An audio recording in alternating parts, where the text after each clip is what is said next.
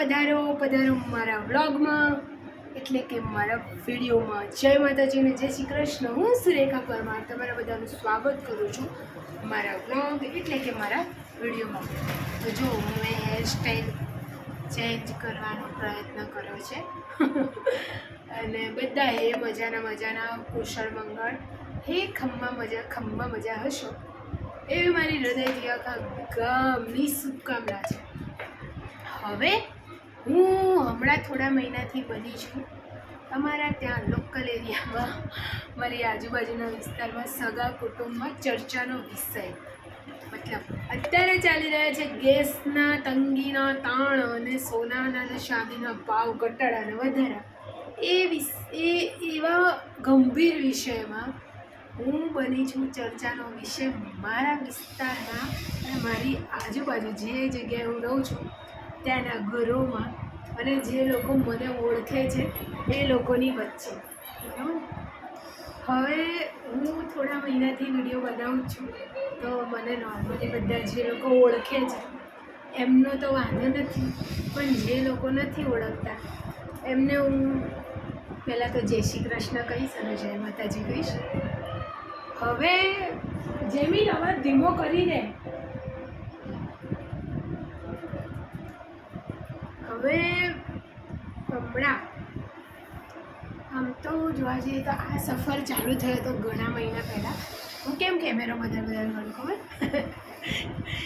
સીધો એટલો તડકો આવે છે મારા ઘરમાં કે એના કારણે થઈને હું બહુ વધારે રૂપાળી દેખાઈ જાઉં કેમેરામાં. કાલે મેં મારા નિમેશજીની પરમિશન લીધી છે અને પછી જ હું આ વિડીયો બનાવી રહી છું, એટલે મને હવે કોઈ ડર છે નહીં. તો થયું છે એમ કે હું બની છું હમણાંની ચર્ચાનો વિષય. તો છેલ્લા 2 મહિનાથી મારી આ એક આંગળીમાં એક ગાંઠ હોવાના કારણે એની સારવાર 2023માં પણ એનું ઓપરેશન કરાવ્યું હતું. ત્યારે બધું સામાન્ય હતું. હમણાં 6-7 મહિના પહેલાં પણ 6-7 નહીં, વધારે મહિના થઈ ગયા, 7-8 મહિના થઈ ગયા જ્યારે મેં એનું ઓપરેશન કરાવ્યું ત્યારે પણ સામાન્ય હતું. અને હમણાં જ તાજેતરમાં 1લા મહિનાની 16 તારીખથી મારા ફરીવાર અમે ગાંઠ વધવાના કારણે અમે સિવિલ હોસ્પિટલમાં ઓપીડીમાં ગયા હતા અને બધા રિપોર્ટોને કરાવડાવ્યું અને એમને શંકાશીલ લાગ્યું એટલે અમને જે આપણું જીસીઆરઆઈ છે, જીસરા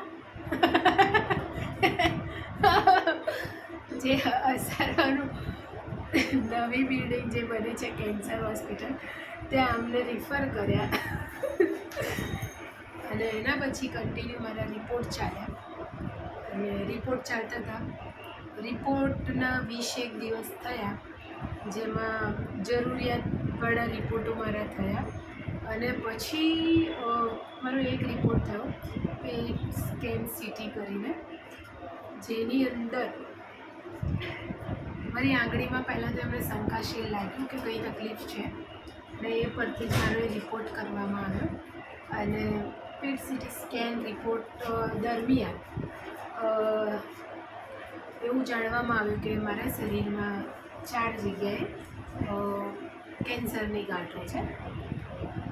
એમાં એક જ છે જે સૌથી મોટી છે, બાકીની નાની છે, પણ બહુ ઝડપથી એ વધી રહ્યું છે. એ દિવસ બહુ અઘરો હતો મારી માટે અને મારા નિમેશજી તો નાના બાળકની જેમ રડી રહ્યા હતા.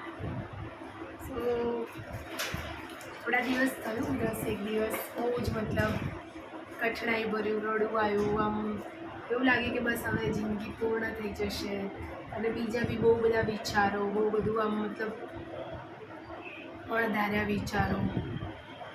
પણ પછી મેં હિંમત કરી, કેમ કે મેં હું તૂટી ગયો છું તો હું રડું, હું થોડી બી ઢીલી થઉં તો મારા નિમેશજી, મારા ઘરના સભ્યો મને જોયા કરતા હોય ત્યારે એમની આંખોમાં એક અલગ જ દર્દ મને ફીલ થતો.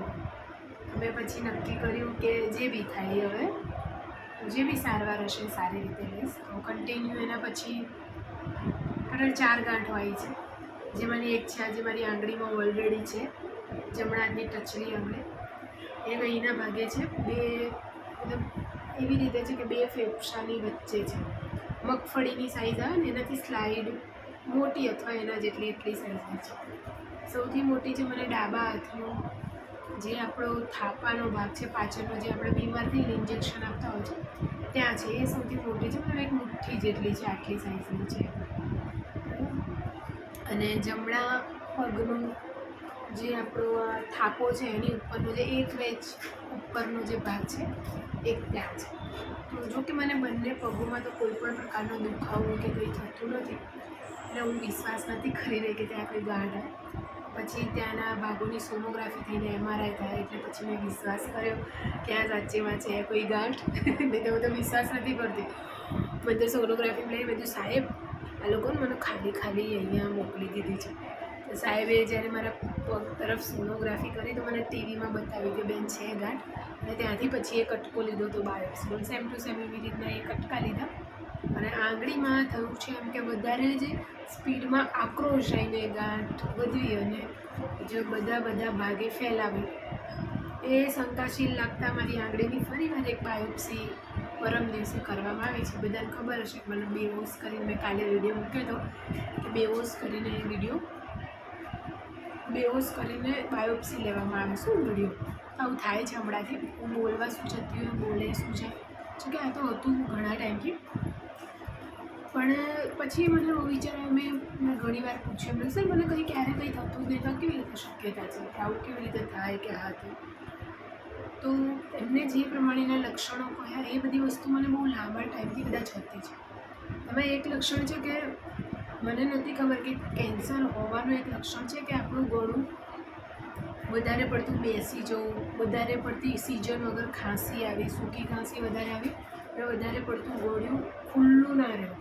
તો નોર્મલી મારે આવું થાય છે, હું તો થોડું ટેન્શન લઉં તો ગળું બેસી જાય, સામાન્ય તાવ આવે તો ગળું બેસી જાય, હું સામાન્ય રડું તો મારું ગળું બેસી જાય.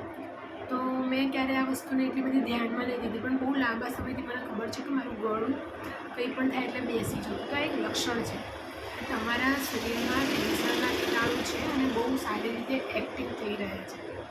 મારા કિસ્સામાં પણ કંઈક એવું જ થયું છે કે સામાન્ય હતા, પણ હમણાંથી એવું થયું કે છેલ્લા 12 મહિના જ્યારે મેં ઘર બનાવવા લીધું ને એના પછી જે થોડો લોડ હતો, ઓફિસમાં પણ બહુ ટેન્શન ભર્યું વાતાવરણ હતું, તો કદાચ આ કીટાણુ મારા નોર્મલ જ હશે બોડીમાં, એ કદાચ આક્રોશીને બહાર ના આવત. પણ જે છેલ્લા 12 મહિનામાં જે ઓફિસમાં જે રીતનું વાતાવરણ હતું, જે રીતનું મેં કામને લઈને બહુ ટેન્શન લીધું, ઓફિસના કેટલાક સ્ટાફને લઈને બહુ જ ટેન્શન લીધું, એ લોકોના વર્તનના કારણે હું જે બેચેન રહેતી હતી, એકલી રહેતી હતી, બહુ વિચારશે, એના કારણે થઈને જે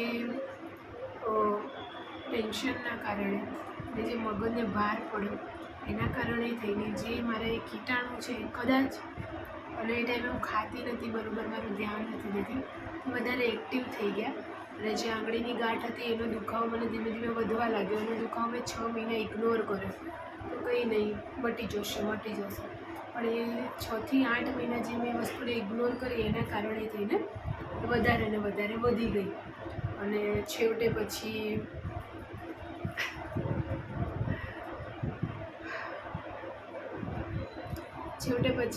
અત્યારે બહુ સ્પીડમાં એ વધી રહ્યું છે, કારણ કે છેલ્લે મને થાપા સાઈડ ગાંઠ જે હતી પેટ સિટીમાં 4 જગ્યાએ બતાવ્યું હતું, અને પછી લાસ્ટ હમણાં 2 અઠવાડિયા પહેલાં જે MRI થયો હતો પગનો, તો એમાં જાંઘના ભાગે પણ કેટલાક નાના કણો એના ફેલાઈ ગયા છે. તો એ વસ્તુ છે કે ભાઈ તમને થોડી નાની એ તકલીફ હોય તો સૌથી પહેલાં તો બધું સાઈડમાં રાખો, શરીરનું ધ્યાન રાખો. કારણ કે મારા કિસ્સામાં કેવું છે, પણ મને કંઈ થાય મને કંઈ ફરક નહીં પડતો, મને બહુ પૂરું ના થાય, પણ ઘરના લોકો સ્વસ્થ રહેવા જોઈએ, મારું એવું માનવું છે. પણ જ્યારે હવે હું જો મને કંઈ થાય અને મને જે સારવાર માટે એ લોકો દોડા કરે એના કારણે થઈને જે એ લોકો ટેન્શનમાં રહે એ જોઈને મને હવે ટેન્શન થાય. મને એવું થાય કે ના, હું મારી જાતને સાચવીશ જેટલું થાય. મને નહીં ખબર, હજુ તો મારા ફાઇનલ બાયોપ્સી આવશે 7 દિવસની અંદર, પછી ફાઇનલ થશે કે ભાઈ શું છે શું નહીં. પણ જ્યારે અમે શરૂઆતનો પહેલો મહિનો જઈ રહ્યા હતા તો મારા નિમેશની અંદર એ લોકો વારે બોલાવતા અંદર પેશન્ટને જવા નહીં દેતા, ડૉક્ટર એમને સમજાવતા હોય. તો એકવાર એ બહુ ગુસ્સામાં હતા ત્યારે એકવાર એવું બોલી ગયા હતા, મતલબ હા અમે કંઈક હતું મારી તબિયત નથી સારી ને છતાં હું હોસ્પિટલ ગઈ હતી. એની ગાડી અમારા બે માણસનો ઝઘડો થયો હતો અને એમને મને કીધું કે તું ના જઈશ, તારે કંઈ બી કામ હોય તો મને કે હું તારી સાથે છું, તો હું તને ગમે ત્યાં લઈ જઈશ, તું એકલી ક્યાંય ના જઈશ. તો એની ગાડી પછી મેં એમની વાત નથી માની રહી. મેં દિવસે ખાવા નહોતું ખાધું. એ દિવસે કા અને બધાએ કે કા મીન્સ મારી બહેનપણી જે છે કાજલ, તો કા અને જીજુ ને બધા આવી ગયા અને એ ટાઈમે બહુ ગુસ્સામાં હતા. તો પછી એ કાને એમણે એવું કહી દીધું હતું કે આની જોડે ટાઈમ નથી બહુ, માંડ 5 વર્ષ કાઢે તો એ બહુ છે. તો એ શબ્દ હજુ ગુંજે છે મારા મગજમાં ઘણીવાર. પણ મને નહીં ખબર 5 વર્ષ છે, 10 વર્ષ કે 15 વર્ષ. પણ હા, હું જેટલું જીવીશ બેસ્ટ જીવીશ. અને કોઈ એવી અપેક્ષા ના રાખતા કે ભાઈ જેમની જોડે તમારી કટ્ટર દુશ્મની છે ને તો દુશ્મની જ રહેશે. હું સંબંધ નહીં સુધારવાની એવા લોકો જોડે, ફાલતુ લોકો જોડે, જે લોકો નહીં ક્યારે મારા સુખમાં નહીં દુઃખમાં ક્યારે આવ્યા. બરાબર કે હું કોના સુખમાં દુઃખમાં જઈને ઊભી રહી છું મને તો ખબર જ છે. બરાબર, પણ એ લોકો અપેક્ષા ના રાખે. અને એ લોકો એવી બી અપેક્ષા ના રાખે ખુશ થાય. હું આજ સુધી બધી પરિસ્થિતિઓને લડી છું. તો બસ માતાજીની દયાથી અને મારા નિમેશજી, મારા પરિવારના સાથથી હું આ વસ્તુને બી લડીશ. હું લાંબુ જીવું કે ના જીવું મને ખબર નથી, હું મસ્ત અને બેસ્ટ જીવીશ એ મને ખબર છે. બાકી તો અત્યારે તો હું એકદમ હેલ્ધી જ છું. લાગે છે કમજોરી, કેટલું બી ખાઉં તો બી મને એક કમજોરી ફીલ થયા જ કરે છે. અને આ મને કેટલાય મહિનાથી થતું હતું. વચમાં હું 4-5 મહિના પહેલાં નિમેશજીને કાનો કહેતી હતી હું કેટલું બધું ખાઉં છું તો મને એક કમજોરી જ ફીલ થયા કરે છે. મને નહીં આમ મતલબ એનર્જી નહીં લાગતી. તો એ હવે મને ખબર પડી કે આના કારણે થયું. કારણ કે આ છેલ્લા 6 થી 8 મહિનાની અંદર આ વસ્તુ વધી રહી હતી બોડીમાં. બસ માતાજી ત્યાંથી વહેલા તકે સારવાર ચાલુ થઈ જાય એ જ સારું છે મારી માટે. કારણ કે જેટલું લાંબુ ખેંચશું એટલું પ્રોબ્લેમ થઈ શકે એવી વસ્તુ છે. સો બસ આ બધું ચાલી રહ્યું છે અને થાય એટલું જલ્દી બસ આનું નિવારણ આવે. હું તો એવું જ ચાહું છું, બીજું કંઈ નહીં. બાકી હું હજુ એક પાર્ટ 2 હું આજ વિષય ઉપર બનાવવા માગું છું. આને પાર્ટ 1 રાખીને હું પાર્ટ 2 એક બીજો બનાવીશ. કારણ કે હવે મને થોડો શ્વાસ ચડી ગયો છે, મારે પાણી પીવું પડશે. સો આપણે મળીએ પાર્ટ 2. Thank you.